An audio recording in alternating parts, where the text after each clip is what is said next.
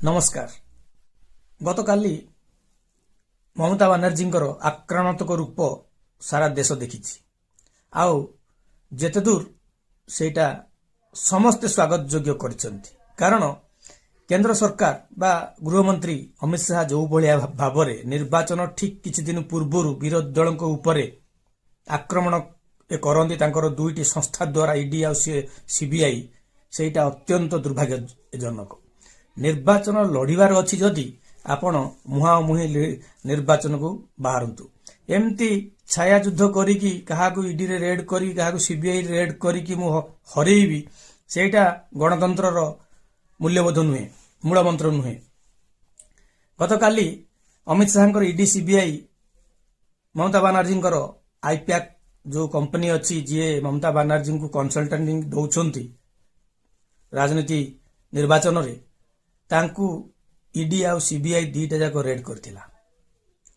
हेले ममता बानर्जी सेठी पहुंचे गोटे बाघुणी भलिया तांकू अटकाई तांकर डेटा तांकर फाइल्स सबू सेठू जबरदस्त आनिले, जोटा कि बहुत बहुत बहुत बड़ कथा, बहुत बड़ कथा।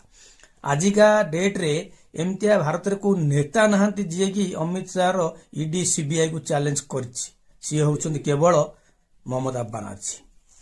तेणु ममता बानर्जी को आमे भल पाइबा कि न पाइबा अलग कथा, हेले तांको पाखरे जो लड़ुआ गुण अच्छी सेटा को एनकैश करिया कथा, शिखिबा कथा। ताहाले तमे राजनीति रे लंबा खेली पारिबो।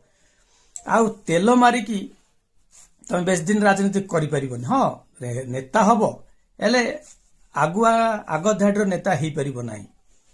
तेणु सी काले जो बळे मोदी आउ शाह को चैलेंज देले हेटा गोटे माने master stroke, actually master stroke कहन ताकू।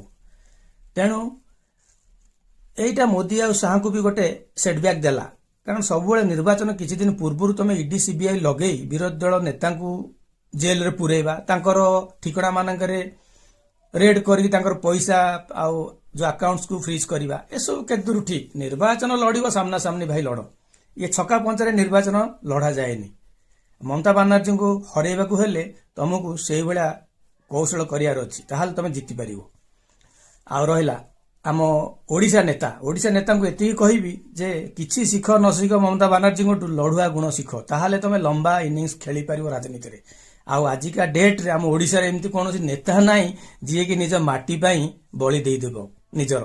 हेले ममता बानर्जी ता माँ माटी मानुष पाई किछि भी करि पारे। आमर नेता कौन कले ओडिया अस्मिता ना रे खाली लुटी चली। तेणु बंद करंतु, ढोंग बंद करंतु, काम